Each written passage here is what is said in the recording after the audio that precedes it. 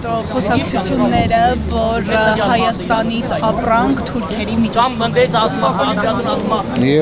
Ես տեղյակ չեմ ու չեմ տիրապետում նման ինֆորմացիայի։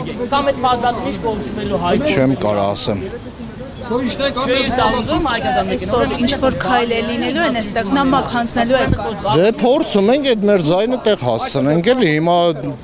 չի լինի, որ սենց եկել հավաքվել ենք, սենց անպատասխան թողենք գնանք։ Մի հատ ելք պետք է, սրան առհասարակ այս ամեն ինչի ելքը պետք է լինի, վաղ թե ուշ պետք է լինի, հիմա կլինի 5 օրից, 10 օրից, մի շաբաթից, չեմ կարող ասեմ, բայց ես պատկերացնում եմ, որ պետք է մի հատ խումբ ձևավորեն ու կոնկրետ արտահանման հետ կապված իրանց գործընկերների հետ, չգիտեմ, Ռուսաստան կլինի, Վրաստան կլինի, որտեղ ուզում է լինի, առհասարակ ում հետ ուզում է թող լինի, բայց մեր ապրանքը մենք տեղափոխենք, որտեղ ես չեմ կարող ասեմ, միգուցե որ տարվում են, չեմ կարող ասեմ, անկեղծ չեմ տիրապետում ոչ մի բանի։ Ես շոֆեր տղա եմ, 10 օր առաջ եմ ռեսից եկել, ես չգիտեմ ինչ ա եղել, 10 օր առաջ ռեսից եկել եմ այն հանգամանքով, որ 2 ամիս էր Լարսում խոսքի կանյակի էքսպերտիզա էր ուղարկած, տենց բախտներս բերեց դրական պատասխանը ստացանք, զանգեցին, ասեցին եկեք ավտոն բերը շարունակեք տարեք դատարկեք։ Չէ, մենք տարբեր բաներ ենք արտահանում, բայց անկախ ամեն ինչից խմիշք ենք հիմա տանում, որովհետև ոնց որ խմիշկը թույլ է տալի ռուսը ասում է, խմիշք կարակ բերեք, դե իրանք խմիշք շատ են սիրում։ Չէ, ես կազմակերպությունում եմ աշխատում, իմ կազմակերպություններն են չի, որ տենց բանա չերևացող կազմակերպություն, լավ էլ երևացող կազմակերպությունն է, ես անուն ուղղակի չեմ նշում, բանա լավ էլ ինքը Պերևոսկայանում լավ վերաբերմունք է ցույց տալի մարդկանց, բայց այդ մարդը ինչքան կարա